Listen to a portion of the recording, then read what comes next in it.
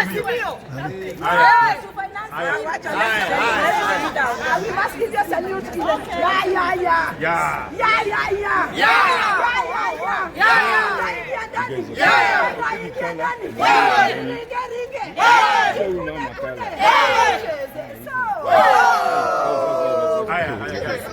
I think members of the press, we have come here to make a statement, but first and foremost to register our utmost disgust at the conduct of the person of the Speaker of the National Assembly, the Honorable Mr. Petangula. This afternoon, we have come here to register our disagreement. The Speaker has taken this afternoon, including, first and foremost, refusing to acknowledge our duly elected deputy minority whip. But more importantly, we have had enough of Wetangula in this house. This is a clear pattern. The so-called court order is talking about could have arisen if he had acted on my original letter, which was communicating the removal of Sabina Chege as our deputy minority whip. He chose to sit on that letter, then came up with the final ruling, gave us 30 days to replace her. We named her replacement, referring to things which are strange to us. In any case, the matter of the removal of Sabina had been done. So the issue the purported court order is up and again has been overtaken by events. Okay? But let me go to the point now. We have come to the realization and the conclusion that things can't in this manner, in this house, anymore. And we have decided, first and foremost, as a starting point, to bring a motion of impeachment against the Speaker of the National Assembly, Honorable Moses Petangula. We are drafting the motion and it will be ready by, say, Tuesday next week. And we shall be asking him, in line with the traditions and the practice, that he prioritizes that motion, so that we can dispense with it as soon as possible. Because we think this house cannot be run in the manner it's being run for it to achieve the result it's supposed to achieve. We think this house is under wrong leadership of the Speaker. And I want to allow members who can say one or two things. I want to say something to add. Juu kidogo katikati juu alafu panda juu one step. Just step backward. Yeah, thank you. This is just a culmination of the conduct of the Speaker and the Speaker's panel. They are conducting the affairs of the House in the most partisan manner. And we have had very important decisions made without debate. Merely saying, put the question. We have passed the governor of the central bank without a debate, moved, seconded, not debated. The deputy governor of the central bank moved, seconded, not debated. These are important institutions in the country. If debate is not allowed, the rule is the majority will have their say, the minority will have their say, as the majority have their say. This is not even applied their way. This is not even how it is happening now. I want to say here that in life, justice is superior to law. It is impossible to implement unjust laws and unjust decisions. And in the position of the Speaker, what is required is justice. See the evidence of justice, the feeling of justice, the spirit of justice. And I think they should realize that those who have a higher hand in any arrangement have higher responsibility.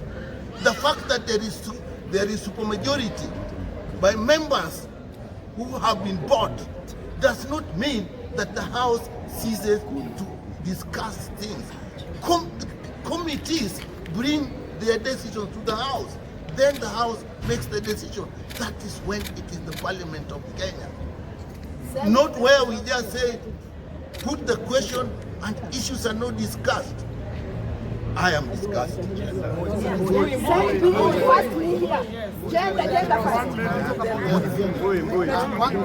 One sentence. That's okay. No, yeah, thank you. Now, my concern, ladies and gentlemen, is that the main issue we have a problem is because of a decision that has been made by the Speaker. Not now, but he's already shown the indications from before that he is going to use the majority to impose leadership on the minority. We have made a decision who we want to whip us. It is not logical and it is not moral for anyone to purport to want to sit in an office where they cannot work. In fact, if anything, I think that's the most immoral thing any individual can do. If I was the former deputy whip of this coalition, I would have resigned.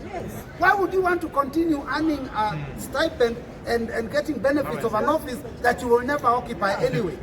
I mean, it's unfortunate and it's disgusting, and that is where we have a problem, and we will not allow the majority to continue dictating to us. Even in whipping our own members, they are trying to control us. Let majority deal with their members, let them allow us to deal with our members. Let me just say, let me say then again. I think what members of Azimio coalition out for 2 weeks is a strategy by the UDA coalition to ensure that they will pass the unpopular, the intimidating, the oppressive,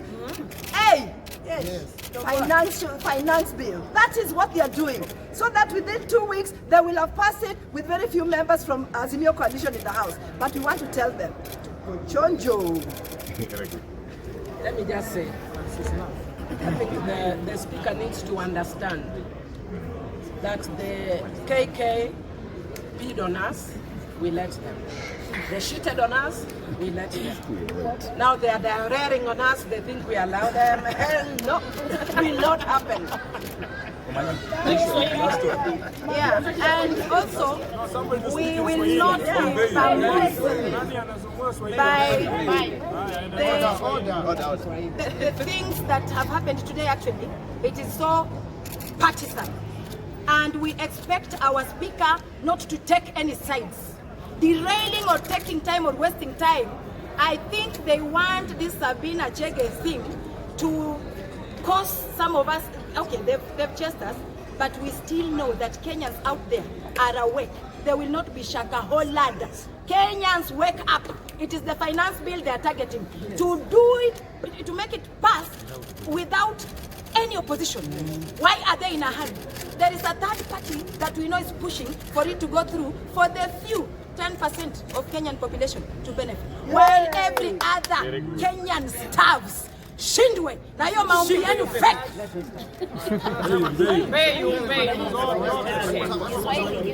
Asante. Nataka kupeana sikitiko letu kubwa, hasa sisi wa Azimio.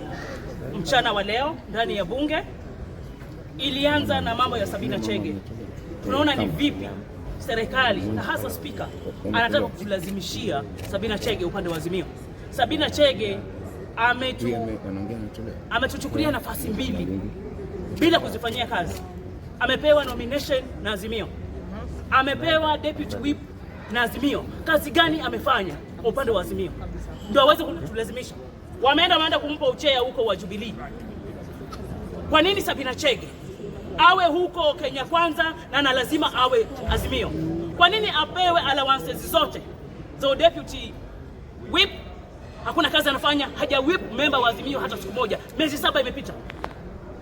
Amepewa nomination ya bure. Hakuna kazi amefanya, hajazungumza ndani ya bunge agenda yoyote ya Azimio tangu apewe. Miezi 7 imepita. Ni nini wanatulazimishia Sabina Chege? Wanapoenda hawezi kwenda Kenya Kwanza akulie Azimio. Tumechoka Sabina Chege. La pili, Speaker, usitubebe maembe sisi wa Azimio.